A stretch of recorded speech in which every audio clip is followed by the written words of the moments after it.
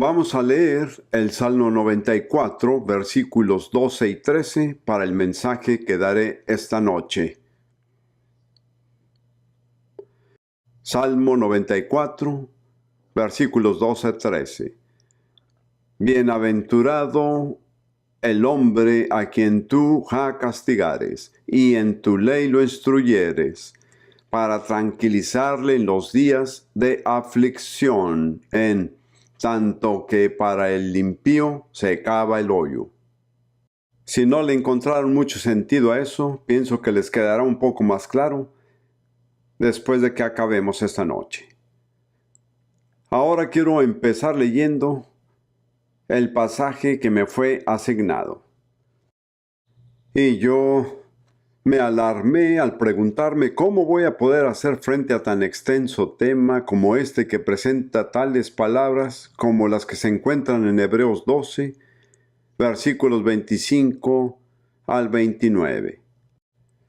Hebreos 12, versículos 25 al 29.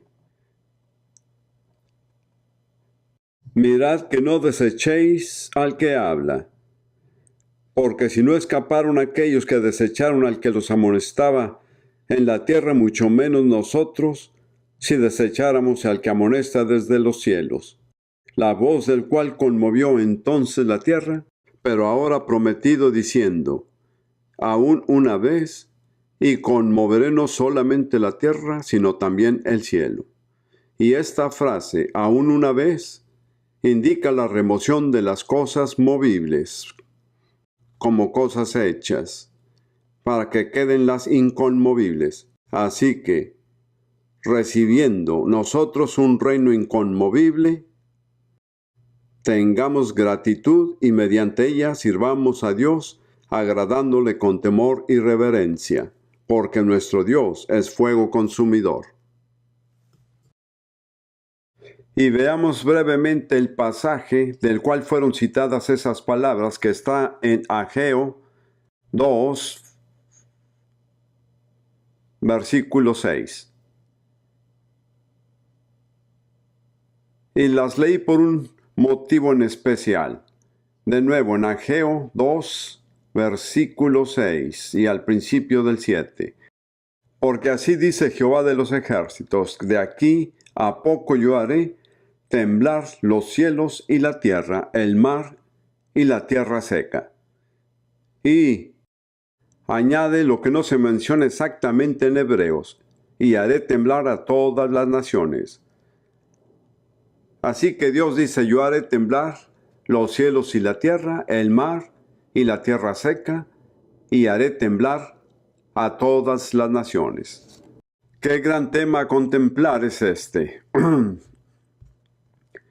Apenas se puede comprender con la imaginación lo que implica esa declaración al desenvolverse. Que el cielo y la tierra, el mar, la tierra seca y todas las naciones serán conmovidas por el poder de Dios. Antes de entrar en el tema, quiero hacerles una pregunta que se basa en las Escrituras. La pregunta es esta, y no tienen que darme una respuesta en voz alta. ¿Creen en el juicio de Dios? Porque en mi experiencia, mientras viajo y conozco a muchos cristianos en diferentes lugares y asisto a muchas conferencias y reuniones, se habla muy poco hoy en la mayoría de estos lugares sobre el juicio de Dios.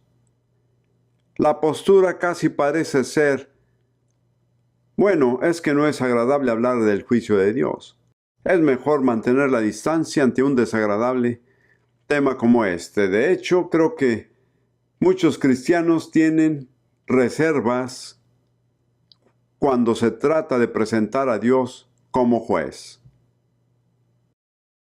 Es como si fuera ofensivo para la gente o como si la asustara. No habrá forma de conseguir que escuchen el Evangelio si se habla del juicio de Dios. En Juan 16, 8, Jesús dijo, y cuando el Espíritu de verdad venga, convencerá al mundo de tres cosas: de pecado, de justicia y de juicio. A mi modo de ver, esas son las tres realidades eternas e inmutables en las que se basa toda religión verdadera: el pecado, la rectitud y el juicio. Y si nos preguntamos qué es el pecado, las Escrituras nos dicen que toda injusticia es pecado. Así que hay solo dos posibilidades en cada acción y cada vida: el pecado o la rectitud. Y si una cosa no es justa, es pecaminosa. En cierto modo, es fácil de definir lo que es el pecado. Como si me preguntaran qué es torcido. Lo único que tengo que mostrar es una línea recta y alegar que cualquier cosa que se aparte de ella, aunque sea un poco o por mucho, está torcido. Y lo mismo ocurre con la justicia y el pecado. Dios nos ha presentado la rectitud de la justicia, que es Jesús. Y todo lo que se aparta de ello, poco o mucho, es pecado. Y basándonos en cómo hemos vivido, ya sea por el pecado o por la justicia, todos vamos a pasar por el juicio de Dios. Hay una cita para todos los que estamos aquí que es inevitable, que es el juicio de Dios. Nadie entre nosotros se escapará. Hay dos juicios distintos. Está el juicio de condenación y está el juicio para aquellos que han recibido a Jesús y han vivido para Él, en el que se hace una evaluación de las recompensas. Pero cada uno de nosotros nos tocará enfrentar el juicio de Dios. Me parece imprudente vivir como si no fuera así. Creo que de cierta forma es injusto para los inconversos el que no sean confrontados con la realidad del juicio de Dios. Con lo que voy a decir esta noche, si me resulta, les mostraré una imagen de cosas muy terribles y aterradoras que muy pronto vendrán sobre toda la tierra y toda la humanidad. Puedo imaginarme cómo al comenzar todas estas cosas, los no convertidos nos dirán a usted y a mí: ¿por qué nunca nos advirtieron que esto estaba por suceder? Como ven, la misma persona que es el Salvador es también el juez. Su nombre es Jesús. Es curioso que cuando los apóstoles les hablaban del Evangelio a personas de origen no judío, siempre presentaban a Jesús tanto como Salvador y como juez. Por ejemplo, en Hechos 10, cuando Pedro fue a la casa de Cornelio y comenzó a hablarles de Jesús, dijo en los versículos 42 y 43: y nos mandó que predicásemos al pueblo y testificásemos que Él es el que Dios ha puesto por juez de vivos y muertos. A este dan testimonio todos los profetas, de que todos los que en Él creyeren recibirán perdón de pecados. De hecho, Pedro ponía el juicio antes del perdón. Él dijo que aquel por quien uno puede recibir el perdón de los pecados es también el que está ordenado por Dios para ser el juez de todos. Y cuando Pablo estaba predicando en Atenas, de nuevo le estaba predicando a personas que no eran de origen judío. Él dijo en Hechos 17, capítulo 30, empero Dios, habiendo disimulado los tiempos de esta ignorancia, ahora denuncia a todos los hombres en todos los lugares que se arrepientan.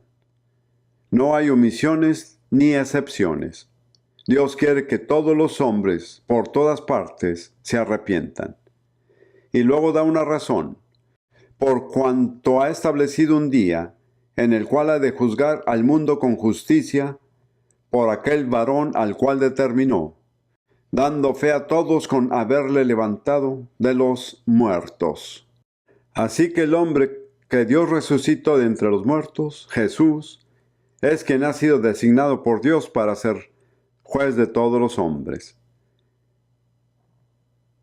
Él es tan eficiente, tan completo y tan fiel, tanto como juez que como Salvador.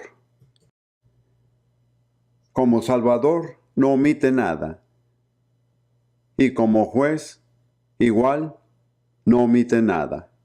Hay una parábola en Lucas 19 que se llama la parábola de las libras o minas. Se trata de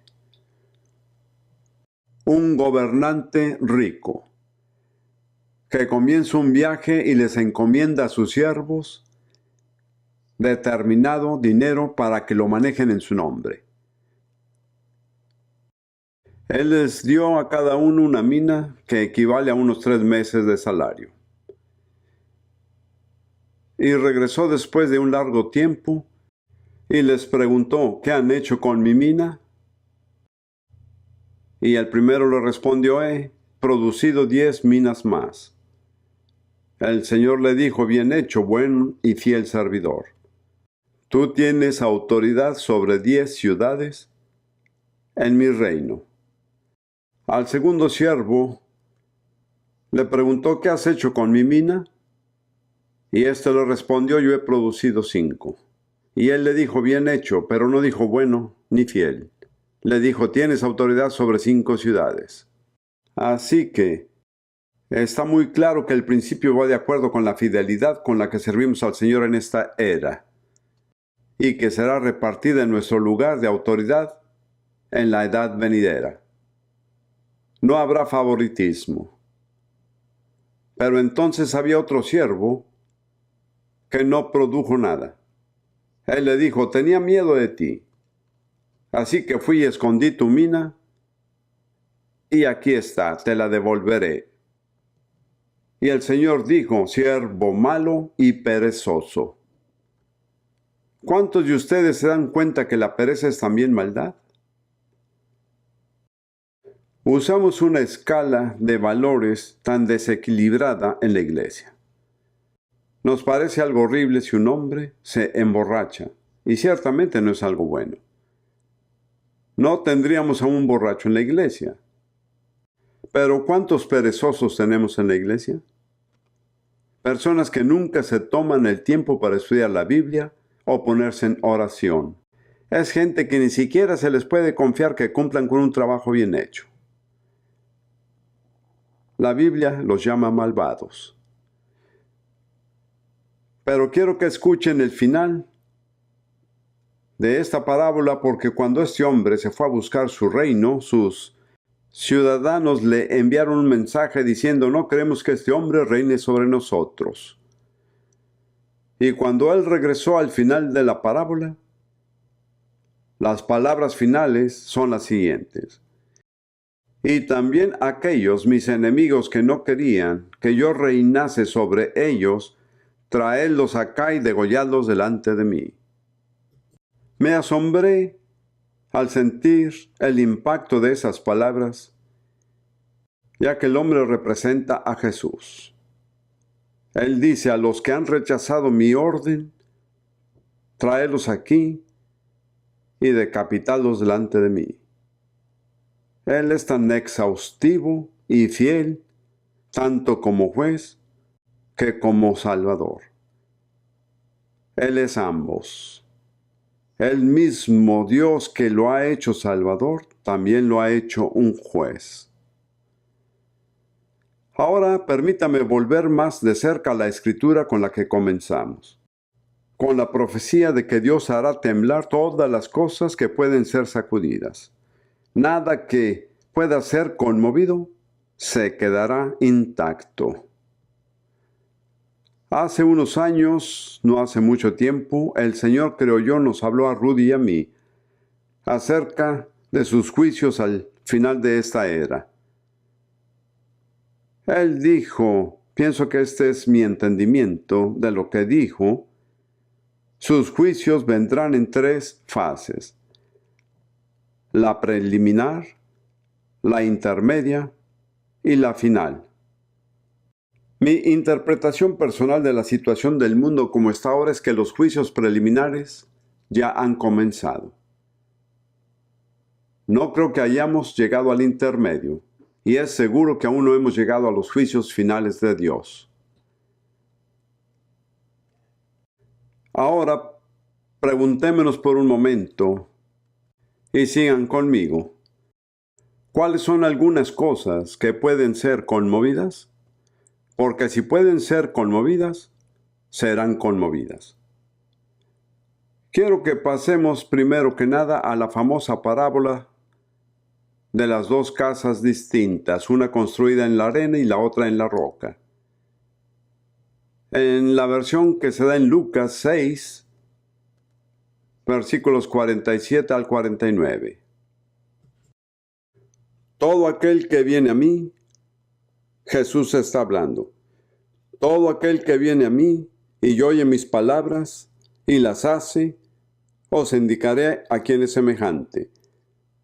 Semejante es al hombre que al edificar una casa cavó hondo y puso el fundamento sobre la roca. Y cuando vino una inundación, el río dio con ímpetu contra aquella casa, pero no la pudo mover, porque estaba fundada sobre la roca.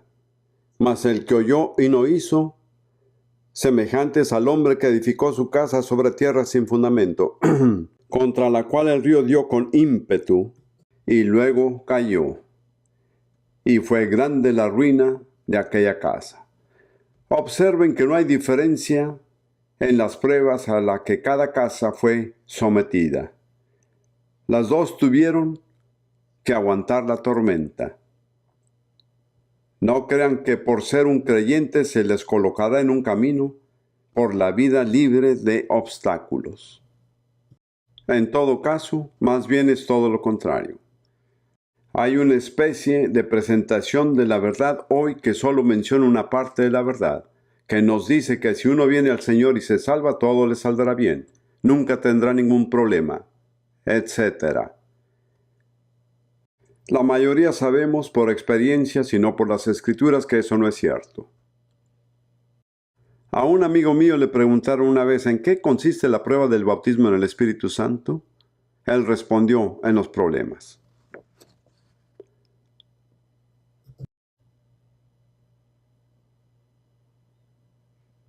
Solo había una diferencia. No fue lo que las casas pasaron, sino que una fue construida sobre una base sólida, una roca, y la otra no. Y Jesús dijo que construir sobre la roca es algo muy simple, es escuchar lo que dice y hacerlo. Creo que es el único fundamento que nos dará un edificio que no pueda ser conmovido. Cualquier cosa que no se construya sobre el oír y el hacer de las enseñanzas de Jesús serán conmovidas. Me gustaría reflexionar con ustedes brevemente sobre algunas cosas que serán conmovidas. No es mi intención provocar ciertos sentimientos. Estoy tratando de ser objetivo y en cierto sentido analítico. Estoy tratando de decir cosas con las que todos estarán de acuerdo. El problema no es decirle a la gente algo que no saben, sino recordarles lo que saben y que tal vez no quieran recordar. En primer lugar, las vidas individuales pueden ser conmovidas. En el ministerio he tratado con cientos de personas a través de los años, cuyas vidas han sido totalmente abatidas por la enfermedad, la pobreza, por un matrimonio roto, de varias maneras.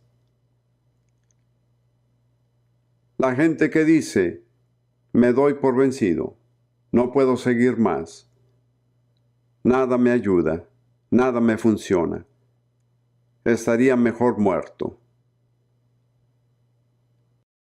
Las vidas de estos no fueron construidas bajo las enseñanzas de Jesús. No significa que si construimos sobre las enseñanzas de Jesús no tendremos problemas, pero sí tendremos la fuerza para soportar los problemas. Y luego Jesús dijo en Mateo 12, versículo 25, y toda ciudad o casa dividida contra sí misma no permanecerá. Por lo tanto, cualquier hogar que está dividido, en el que no hay unidad, amor y paz, puede ser conmovido y será conmovido. Cada día vemos informes en el periódico de los hogares que están siendo sacudidos. De hecho, creo que es probablemente la causa principal de los problemas que enfrentamos en la sociedad actual. Es el quebrantamiento de las familias. Y por consecuente hay multitudes de niños sin guía de los padres. Los padres pueden huir de sus responsabilidades con sus hijos, pero estos los alcanzarán. Quizá no les sean en esta generación, sino en la siguiente. Y una de las principales características sociales del mundo actual son las acciones de los niños sin guía de los padres. Voy a mencionar solo 3 áreas. Una es Sudáfrica, en los municipios negros, donde hay multitudes de niños que no le deben lealtad a nadie. No tienen respeto por nada, no se preocupan por la vida humana, simplemente se han abandonado a sí mismos, porque ellos han sido abandonados. He dicho muchas veces que no existe tal cosa como un delincuente juvenil. Los delincuentes son los adultos. Y realmente no hay nadie que pueda controlarlos. La policía puede mantener el orden en una sociedad si la mayoría de la sociedad está del lado de la policía y en favor de la ley y el orden, pero cuando la mayoría de una sociedad se desvía, no le es posible a la policía que puedan mantener el orden. No es su trabajo. Otro lugar en donde esto pasa es en Israel, con los árabes más jóvenes que crecen como resultado de la llamada intifada. Estoy bien familiarizado con la cultura árabe, me tocó vivirla. Normalmente, los jóvenes tienen gran respeto por los viejos y los niños tienen un gran respeto por sus padres. Pero la intifada ha acabado con eso. Ahora la sociedad está siendo controlada por adolescentes que no tienen lealtad, ni compromiso, ni respeto, ni nada. Y en cierto sentido, su sociedad ya no es manejable. Luego un tercer sitio, que es un ejemplo de ello, es la ciudad de Los Ángeles.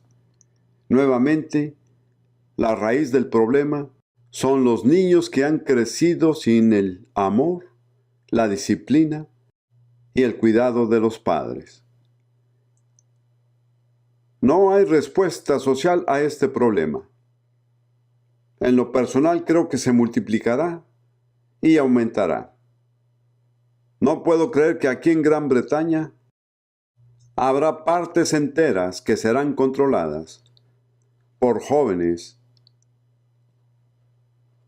rebeldes. Y la policía simplemente se mantendrá apartada de esas áreas. De hecho, hay algunas partes así dentro del país ahora. Pero tenemos que dar con la raíz del problema, que son los padres que no lograron formar a sus hijos. Después pensemos en las instituciones.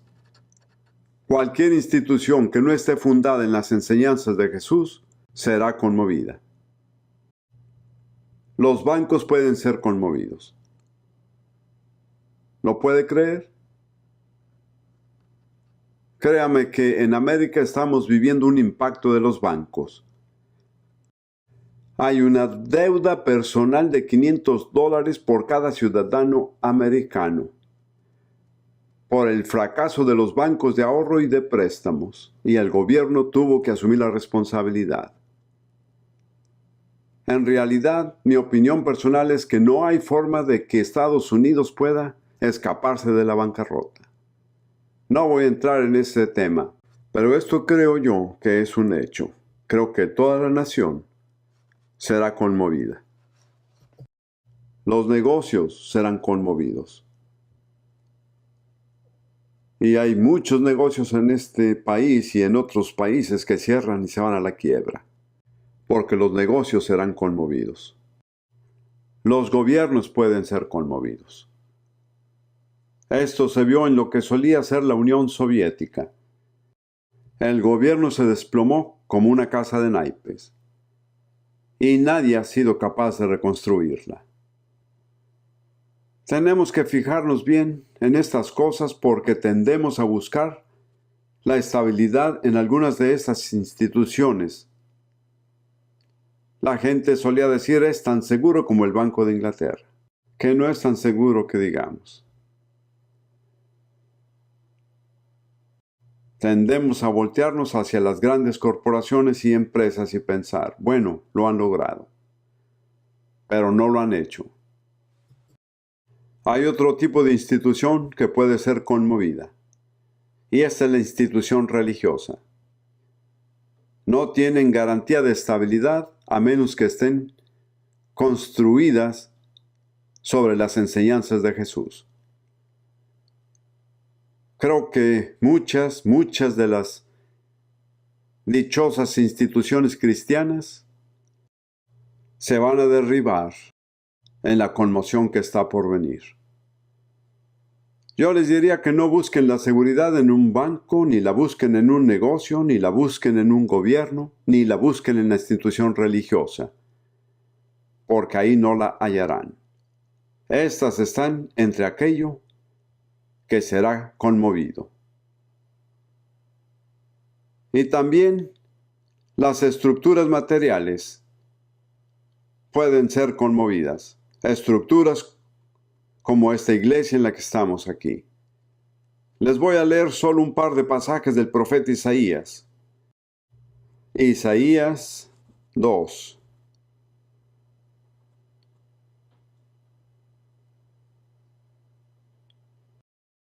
Comenzando en el versículo 12. Mientras leo algunos de estos pasajes en los que Dios habla de las cosas que serán conmovidas, les sugiero que se fijen bien en cuál es la única cosa que Dios odia más. Algo que en última instancia siempre traerá el desastre. No les voy a dar la respuesta, solo quiero que lo lean conmigo y vean si pueden distinguir lo que creo que es la única característica destacada en Isaías 2, comenzando en el versículo 12. Porque día de Jehová de los ejércitos vendrá sobre todo soberbio y altivo, y sobre todo ensalzado y será abatido, y sobre todos los cedros del Líbano, altos y sublimes, y sobre todos los alcornoques de Basán, y sobre todos los montes altos, y sobre todos los collados levantados, y sobre toda torre alta, y sobre todo muro fuerte, y sobre todas las naves de Tarsis, y sobre todas pinturas preciadas. Y la altivez del hombre será abatida, y la soberbia de los hombres será humillada, y solo Jehová será ensalzado en aquel día. Y solo un versículo de Isaías capítulo 30.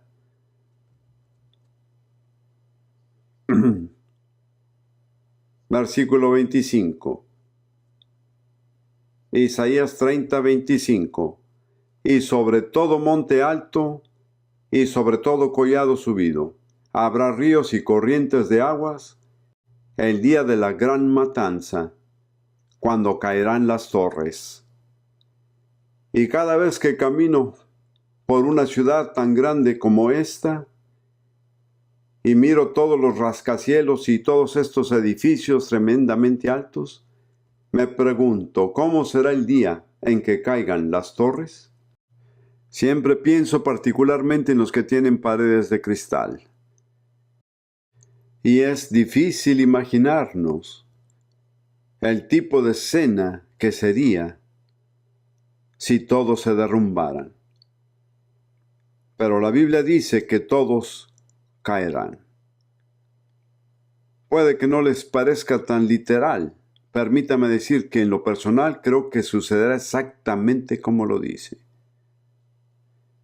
Y entonces toda la tierra será conmovida. En Apocalipsis 6,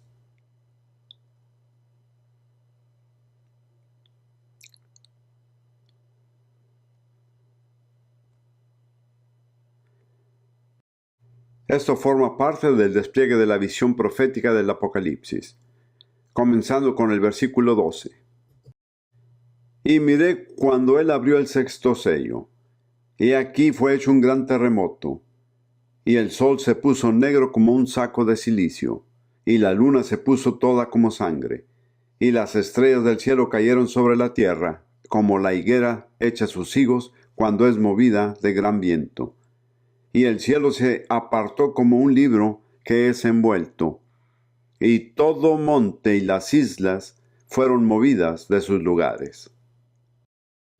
No creo que nuestras mentes puedan concebir plenamente lo que sucederá cuando cada montaña y cada isla, incluyendo las islas británicas, sean sacudidas.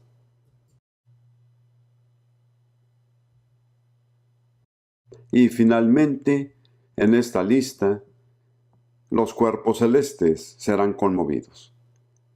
Y recuerde que el Señor dijo, conmoveré no solo la tierra, sino también los cielos. En Mateo 24, versículo 29. Esto forma parte de las palabras proféticas de Jesús en el Monte de los Olivos, que conduce a su regreso. Mateo 24, 29. E inmediatamente después de la tribulación de aquellos días, el sol se oscurecerá, y la luna no dará su resplandor, y las estrellas caerán del cielo, y las potencias de los cielos serán conmovidas. No creo que entendamos esto completamente. Pero al parecer todo lo que asociamos con los cielos será conmovido, que es exactamente lo que Dios dijo en Ageo. Sacudiré no solo la tierra, sino también los cielos. El libro de Hebreos dice que todo lo que puede ser conmovido será conmovido. ¿Por qué? Porque Dios quiere revelar y demostrar un reino que no puede ser conmovido. Y una manera de demostrarlo es dejar que todo lo que puede ser conmovido se conmueva. Y el escritor de Hebreos dice que tenemos tal reino. Tenemos algo que no puede ser conmovido, pero no se encuentra en ninguna de las cosas que he enumerado. Así que necesitan preguntarse al igual que yo, ¿dónde está mi reino? ¿Cuál es mi reino? ¿En qué estoy confiando que no pueda ser conmovido? Quiero adelantarme, aunque sea un poco. Vamos a Isaías por un momento. Isaías 24. Este es un capítulo asombroso. Voy a leer los primeros 6 versículos.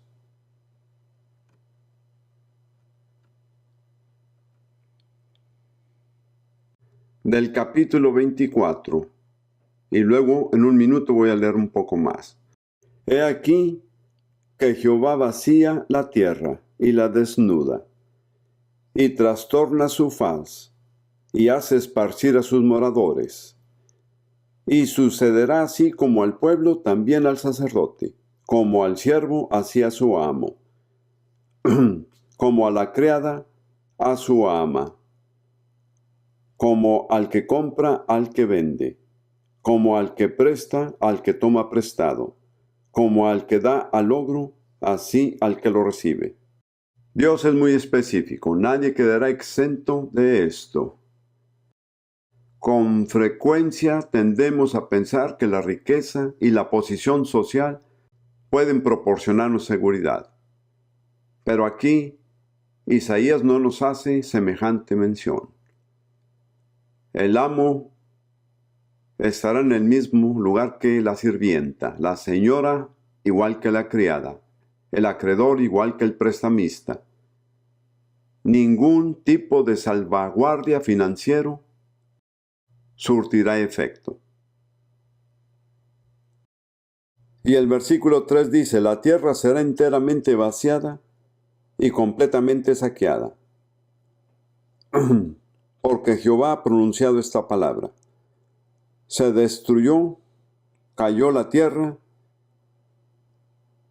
enfermó, cayó el mundo. Enfermaron los altos pueblos de la tierra. Y la tierra se contaminó bajo sus moradores, porque traspasaron las leyes, falsearon el derecho, quebrantaron el pacto sempiterno. Por esta causa la maldición consumió la tierra, y sus moradores fueron asolados.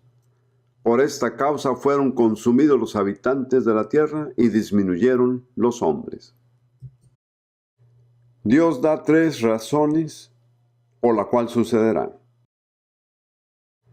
A los habitantes de la tierra han transgredido las leyes, han cambiado la ordenanza, han quebrantado el pacto eterno. Ahora, estos podrían ser interpretados de varias formas, pero a mi forma de verlo, hay ciertas leyes que Dios ha instituido para la humanidad que nunca serán rotas con su permiso. Y cuando Dios hizo un pacto con Noé y todos los que descendieron de él, dijo una cosa que era, aquel que derramara sangre del hombre, por su sangre sería derramada. Ese es un edicto eterno del Señor. Ningún gobierno humano, ningún sistema jurídico humano puede dejar a un lado esa ley. Y luego dice que cambiaron la ordenanza. En pocas palabras, creo que significa que cambiaron el patrón de vida que Dios ha instituido para la humanidad. Y sobre todo es la familia. La estructura de la familia en la Biblia no se basa en la cultura. Está basada en la naturaleza eterna de Dios mismo. Dios es la cabeza de Cristo, Cristo es la cabeza del hombre, el hombre es la cabeza de la mujer. Empieza con Dios mismo. Y aquellas mujeres que creen que es injusto estar en un puesto de subordinación, tienen que recordar que Jesús mismo está en un puesto de subordinación al Padre. Y lo he dicho antes, el cambio de esa ordenanza es finalmente lo que ha robado toda la estabilidad a la sociedad. Y hay sociólogos profesionales y otros también que han cuestionado seriamente si la sociedad puede sobrevivir cuando la institución de la familia ha sido rota. Y la tercera acusación contra la humanidad es que hemos roto el pacto eterno. Esto puede interpretarse de varias formas, pero para mí el pacto eterno es el pacto que Dios ha hecho con hombres y mujeres a través de Jesucristo. Y cuando rompemos ese pacto y nos apartemos de sus requerimientos, debemos inevitablemente estar sujetos al juicio de Dios. Cuando miro el mundo a mi alrededor y a Gran Bretaña, y yo crecí en este país durante las 2 guerras mundiales, y me ha tocado más tiempo para observar el mundo que la mayoría de ustedes. He visto cada una de estas cosas suceder ante mis ojos. He visto toda la estructura y la naturaleza de la sociedad cambiar totalmente. Si las cosas que se hacen hoy y se dan por hecho se hubiesen hecho hace 60 años, habría habido un alboroto. La clase de cosas que se presentan en la televisión, algunos de los tipos de cosas, habría resultado en una manifestación hace 60 años. ¿Se acuerdan de aquella parábola de la rana que escuché por ahí? Si pones una rana en un lavabo y le vacías agua hirviendo, la rana se saldrá. Pero si pones la rana en un recipiente con agua fría y poco a poco la calienta, entonces la rana se quedará ahí hasta morirse. Y así es como el diablo nos ha tratado. No nos mete al agua hirviendo en un instante, pero poco a poco le sube la temperatura al agua hasta que estemos prontos para morir. Ahora vamos a continuar en Isaías 24. Espero que se tomen el tiempo necesario para estudiar este pasaje por sí mismos. Pasemos al versículo 17 de Isaías 24. Terror, foso y red sobre ti, oh morador de la tierra. Y acontecerá que el que huyere de la voz del terror caerá en el foso, y el que saliere en medio del foso será preso en la red. Porque de lo alto se abrirán ventanas y temblarán los cimientos de la tierra. Será quebrantada del todo la tierra, enteramente desmenuzada será la tierra en gran manera, será la tierra conmovida, temblará la tierra como un ebrio, y será removida como una choza, y se agravará sobre ella su pecado, y caerá, y nunca más se levantará. No me imagino lenguaje más vívido que este. En una media docena de frases distintas nos dice exactamente de lo que el escritor de Hebreos habla. Todas las cosas que pueden ser conmovidas serán conmovidas. No hay excepciones. Entonces quiero leer el cierre del capítulo 24 porque nos indica el punto culminante que Dios ha designado. Y Dios tiene su propio clímax, su propio plan, su propio programa. Comenzando en el versículo 21. Acontecerá en aquel día que Jehová castigará al ejército de los cielos en lo alto, y a los reyes de la tierra sobre la tierra. Y serán amontonados como se amontona los encarcelados en mazmorra, y en prisión quedarán encerrados, y serán castigados después de muchos días. La luna se avergonzará, y el sol se confundirá, cuando Jehová de los ejércitos reine en el monte de Sión y en Jerusalén, y delante de sus ancianos sea glorioso. ¿Cuál es el clímax? Es el establecimiento del reino del Señor en la tierra y con Jerusalén como su capital. Y se va a requerir de todo lo que Isaías ha descrito para llevarnos hasta ese lugar. Así que cuando oramos como se debe orar, venga nuestro reino, hágase vuestra voluntad en la tierra como en el cielo, aunque nos demos cuenta o no, estamos permitiendo los acontecimientos que se describen en Isaías 24. Nos dice que la luna será deshonrada y el sol minimizado. Según lo entiendo, la gloria de Jesús en su reino será tan impresionante que la luna y el sol se pondrán pálidos en comparación. Jesús dijo en Lucas 9:26, cuando venga el Hijo del Hombre en su gloria, en la gloria del Padre y en la gloria de los santos ángeles habrá una triple gloria. La gloria de Jesús, la gloria del Padre y la gloria de los ángeles. Cualquier tipo de luz que la mayoría de nosotros pudiéramos imaginar será totalmente insignificante en comparación con el brillo de aquella luz. He hablado con amigos más de uno que tuvieron una breve visitación en el cielo y todos dijeron lo mismo. La luz era tan brillante como 1.000.000 de soles, pero nunca lastimaba los ojos. Así que este no es un mensaje pesimista. Solo estoy describiendo lo que ha de suceder para que el reino de Dios se establezca en la tierra. La próxima vez que quiera orar el Padre Nuestro, deténgase y pregúntese si realmente creen lo que dicen.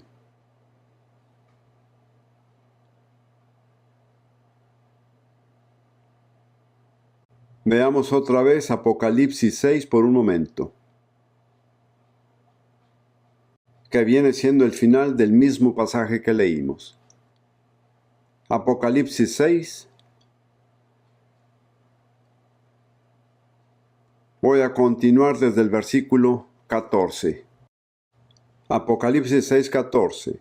Y el cielo se apartó como un libro que es envuelto, y todo monte y las islas fueron movidas de sus lugares. Les tengo que admitir que me deja atónito. Quiero decir que me deja tan asombrado al pensar lo que esto significaría.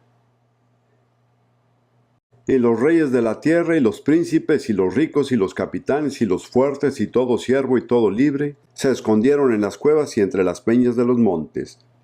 Y decían a los montes y a las peñas: Caed sobre nosotros, y escondednos de la cara de aquel que está sentado sobre el trono, y de la ira del Cordero, porque el gran día de su ira es venido. ¿Y quién podrá estar firme? Había una cosa que el hombre pecador no podía soportar. Fue el estar expuesto a la luz del rostro de Dios. Hay ahí una frase que me ha impactado en estos últimos 2 años y dice: escondednos de la ira del Cordero. Nunca hemos visto a un cordero enojado. Creo que desde el inicio de la humanidad nunca ha habido un cordero enojado. Pero un día algo sucederá totalmente sin igual y sin precedencia. El cordero se enfurecerá. En última instancia, la rebeldía y la malicia del hombre provocarán hasta el cordero a la ira. Y será algo tan terrible de presenciar que el hombre preferiría ser aplastado bajo las rocas que tener que mirarlo.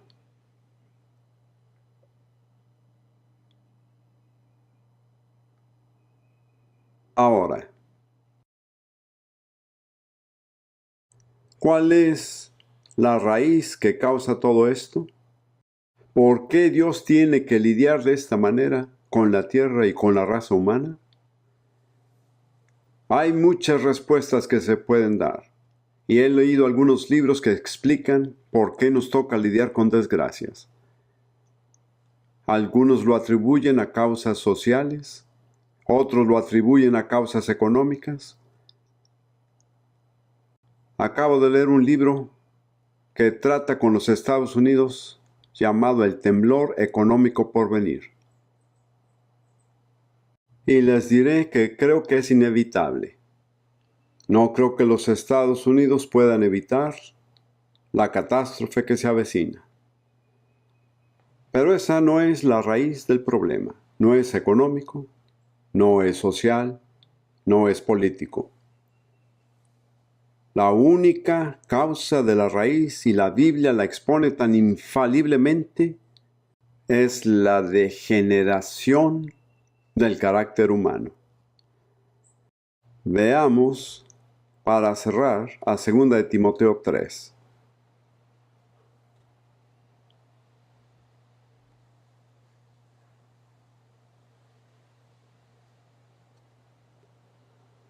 Segunda de Timoteo capítulo 3.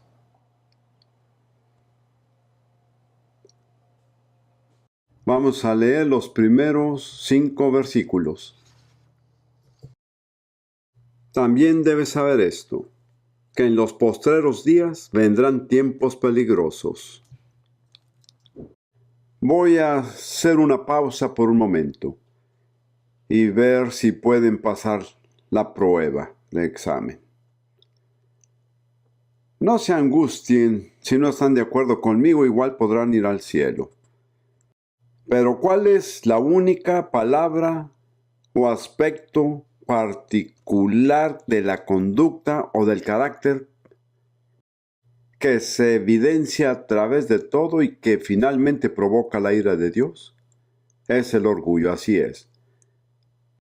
Dios ha estado lidiando conmigo sobre el tema del orgullo durante casi 2 años. Creo que compartiré esto personalmente antes de adelantarme más. En noviembre de 1990, Ruth y yo nos tomamos lo que debía haber sido un periodo sabático de 6 meses en Hawái. Fuimos a buscar al Señor por su plan para nuestro futuro. Nos imaginamos momentos relajados en un hermoso lugar, leyendo la Biblia, orando y en comunión con otros cristianos. Pero las cosas no se dieron así para nada. Pasamos por momentos muy duros debido a muchas razones. Me enfermé gravemente de una enfermedad que casi me mata. Y Ruth se quedó cuidando de un marido que ya no le quedaba fuerza alguna. Y lo que es más, Dios continuamente lidió con nosotros. He visto a Dios lidiar con mi esposa y es una mujer verdaderamente santa. Y he visto a Dios decirle y hacerle cosas que yo no me hubiera atrevido a decirle. No porque le tenga miedo a mi esposa, sino simplemente porque no tengo la fuerza para hacerlo. No pienso delatar sus secretos ahora. Pero por unos 6 meses tuvimos que prolongar nuestro año sabático porque no habíamos llegado a la conclusión en esos meses. Dios, sin descanso y sin remordimientos, lidió con nosotros. Siempre fue amable, siempre paciente, nunca condenatorio. Pero Él puso al descubierto cosa tras cosa en nuestras vidas que nos insistió que cambiáramos. Y de todas las cosas con las que trató, el tema central de todo vino siendo el orgullo. Hay varias formas de tratar con el orgullo. Permítame darle una buena forma que aprendimos. Es confesar sus pecados. Creo que esto ya ha pasado de moda. Hoy en día, en la iglesia no se confiesan los pecados. Pero la Biblia dice, confesad vuestros pecados unos a otros, y orad unos por otros para que seáis sanados. La versión antigua, por alguna razón, dice confesar sus faltas. Puede ser que les haya preocupado la posibilidad de parecerse a la Iglesia Católica. Pero la palabra griega es pecados. Es la misma palabra que se usa para el pecado en todo el Nuevo Testamento. Confiesen sus pecados unos a otros. Y como saben, es difícil mantenerse orgulloso mientras que uno confiesa sus pecados. Intenten hacerlo. Permítanme recomendárselo. Especialmente que su marido le confiese sus pecados a su esposa. Es decir, que si hay algo que un marido no quiere hacer, es eso. Pero me alegro de haber tenido una esposa a quien pude confesarle mis pecados. Y me alegro el que me haya escuchado pacientemente. Ella también me confesó sus pecados. A lo que voy es que tengo un concepto totalmente diferente del orgullo de lo que tenía antes. Hay algo que me atemoriza y es ser orgulloso. No pretendo que lo he logrado. Y cuando observo a otros cristianos, especialmente a ministros, que se llenan de orgullo, me acongojo. Realmente me pasa. Me parece que en la iglesia de hoy no hay obstáculo alguno para el orgullo. No se considera pecado. De hecho, es considerado algo a imitar. Muchos dicen que la soberbia va antes de la caída. Está mal dicho. El orgullo antecede a la destrucción. y un espíritu altivo a la caída. Yo no quiero acabar en la destrucción. Les hablo de esto por experiencia propia. No piensen ni por un instante que he triunfado, pero soy una persona muy diferente de como era hace 2 años y medio. Y continuamente me asombra la gran paciencia que Dios tiene conmigo. Estoy realmente asombrado de que me tolere cosas por tanto tiempo. Y permítame decirles que nunca he sido culpable de adulterio, inmoralidad, fornicación o embriaguez, o mal uso de fondos, u otras cosas que la gente suele pensar cuando un ministro habla del pecado. No me encontraba en esas. Creo que Dios quiere que les haga mención de esto. De lo que Dios más me convenció fue la carnalidad.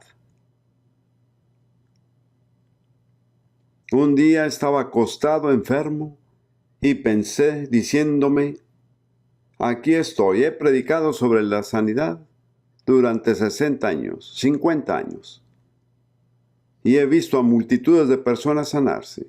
Yo creo lo que la Biblia dice, que por las heridas de Jesús somos sanados. Mi problema realmente no era que le tenía miedo a la muerte. Mi problema era intelectual. ¿Cómo puedo relacionar mi condición actual con mi creencia en la Biblia?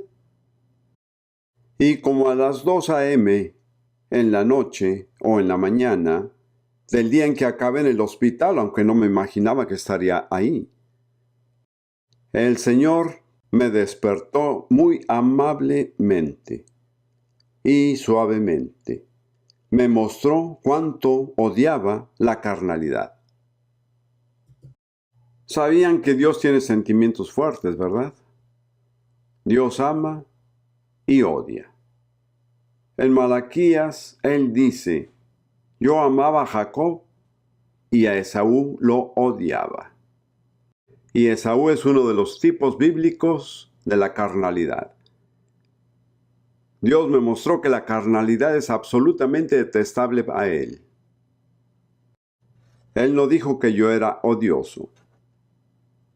Él me reafirmó su amor. Me mostró ciertas escenas de mi pasado. Algunas en restaurantes como ejemplo.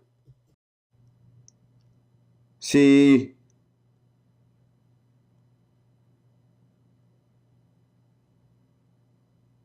yo tuviera que explicarles a otros lo que Él me mostró, porque mucha gente hace cosas que nunca he hecho y yo hago cosas que nunca ellos han hecho. Y esta es mi definición de la carnalidad, como yo la he observado.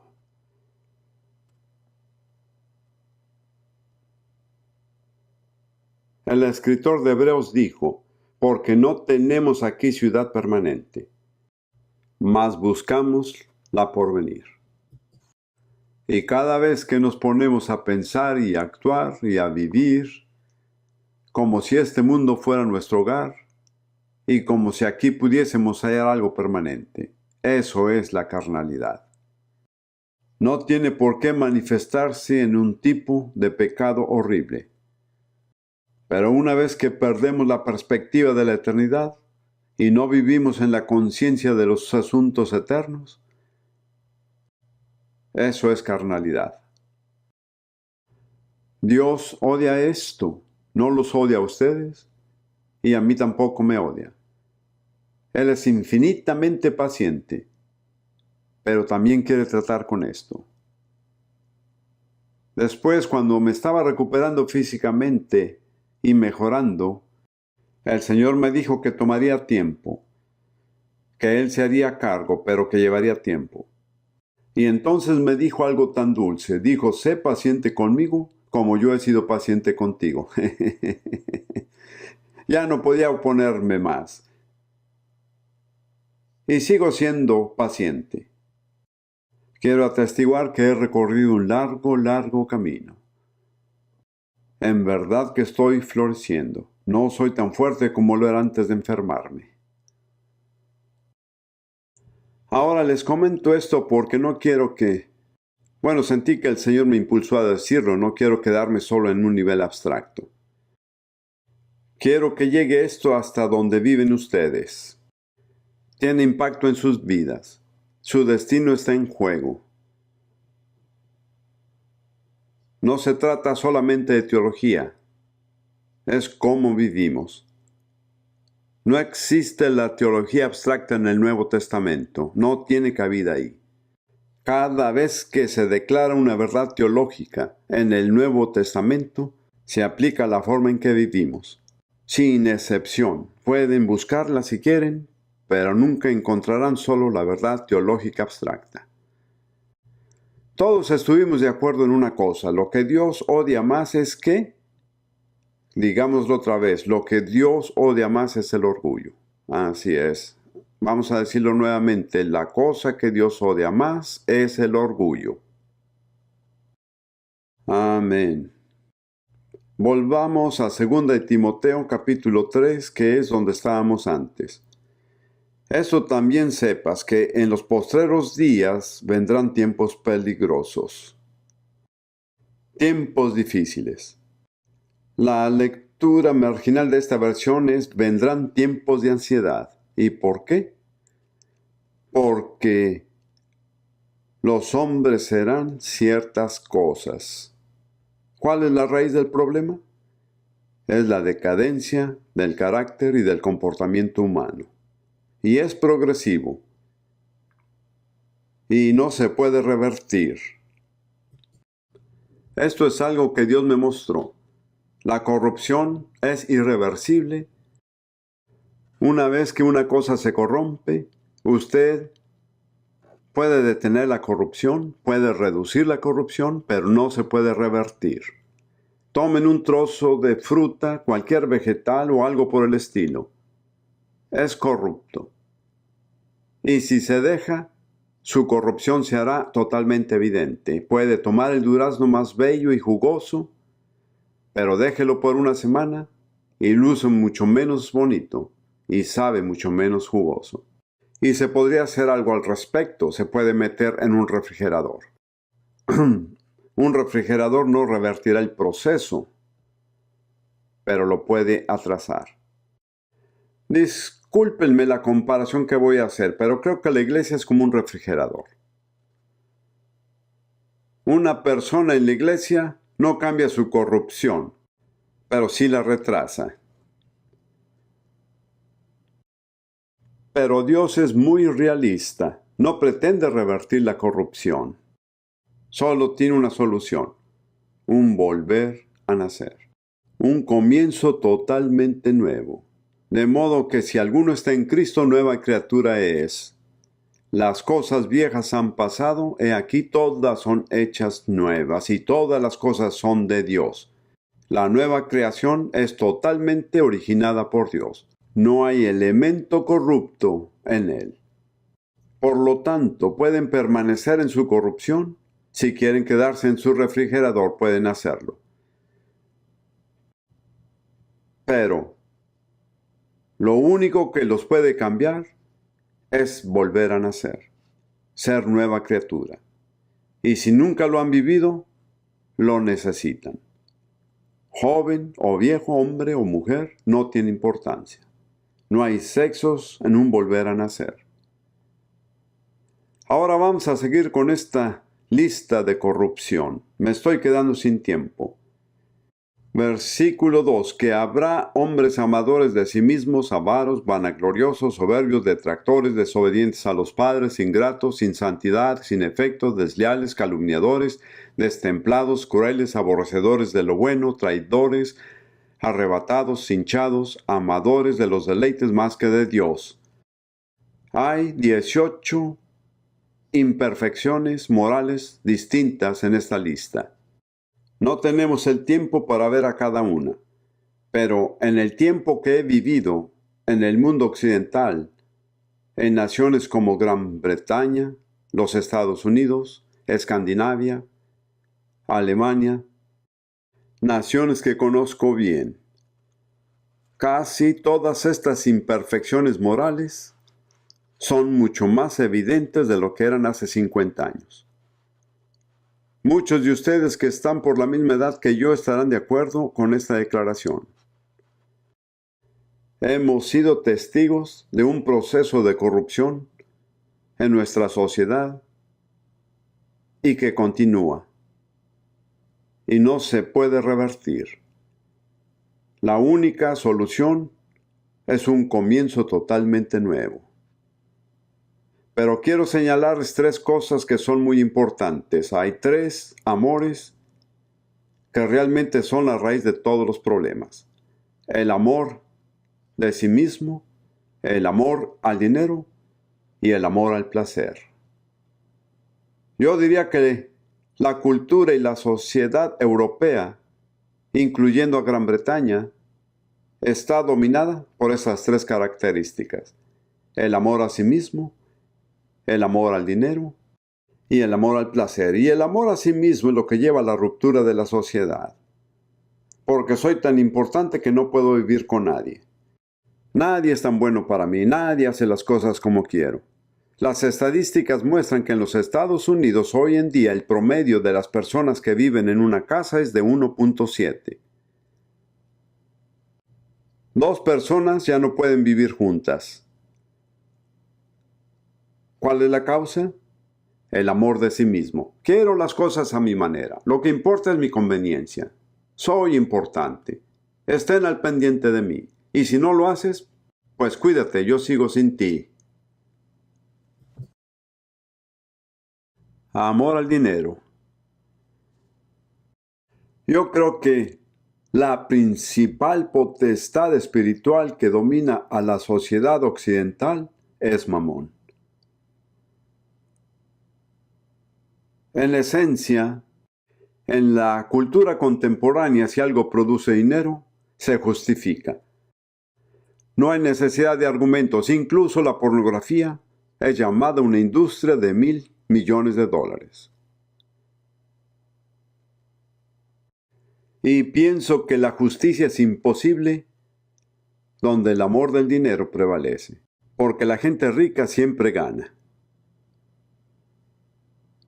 Y siempre se salen con la suya. En la mayoría de los casos son tan culpables como los pobres, pero su riqueza es una protección, por el momento, pero recuerden que no es para siempre. Y luego está el amor al placer. Había un eslogan que pegó por todo Estados Unidos y que dice, si te late, hazlo. Contemporáneamente así se describe el amor al placer. Pero he hablado con muchas personas que estuvieron en el movimiento de Jesús en los 60s y 70s. Descubrieron que, aunque se sentía bien, no hacía bien. Y al transcurso de 10 o 15 años sus vidas fueron desastres, físicamente, moral y espiritualmente. Y así la siguiente frase es la más aterradora de todas. Se encuentra en el versículo 5. Al final de esta lista dice, teniendo apariencia de piedad, mas habiendo negado la eficacia de ella, y a estos evítalos. Ahora, yo no creo que la Biblia llame a algo que no es de la cristianidad piadoso. Así que se trata de una clase de cristianismo, pero que niega su propio poder. En el contexto, ¿cuál es el poder que se niega? El poder de cambiar a la gente. Ahora no decimos que la homosexualidad es pecado. Decimos que es una enfermedad. Ya no hay intento de cambiarlos. Solo ajustamos nuestra forma de vivir a ellos. Por cierto, la homosexualidad es un pecado entre muchos otros. No los menciono injustamente. Es solo que la iglesia ha perdido la fe en ver a la gente cambiar. Y así inventa maneras para vivir con ellos como son.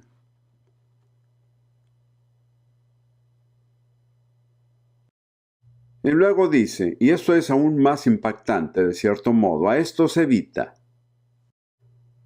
Déjenlos. No pierdan su tiempo. Pablo le habló a Timoteo como ministro Y nos dice que si la gente no está dispuesta a cambiar, hay que dejarlas. ¿Cuánto tiempo se pierde en el cristianismo contemporáneo al asesorar a personas que nunca cambiarán? Tengo un amigo que era ministro en Australia, ahora está jubilado. Un ministro muy exitoso con una gran congregación. Y tuvo muchos pastores jóvenes trabajando para él. Y un día les dijo, quiero que todos sus libros de psicología y consejería los desechen. A partir de ahora se va a usar solo la Biblia para aconsejar a la gente. Y luego una pareja fue a verlo, a quienes había estado aconsejando durante varios años, con problemas de matrimonio, y les dijo, desde ahora dejo de aconsejarlos porque están desobedeciendo la palabra de Dios. Y le dijo al esposo, la Biblia dice que ames a tu esposa, no amas a tu esposa.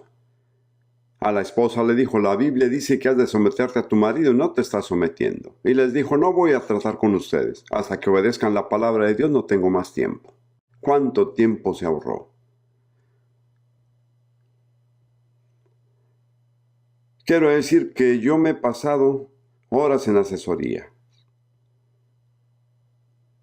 He aconsejado a muchas personas que buscaban liberarse de los demonios, pero aprendí a decir algo. Si tenían muchos problemas teológicos y demasiadas preguntas, yo les decía, la liberación es para los desesperados. Tú no estás desesperado, vuelve cuando lo estés.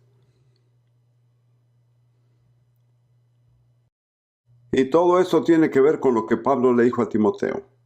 Déjalos en paz. No pierdas tiempo con personas que no quieren cambiar. Si una persona está dispuesta a cambiar, Dios irá a longitudes infinitas para ayudarlos. Pero si quieren permanecer tal como están, Dios los deja a su libre albedrío.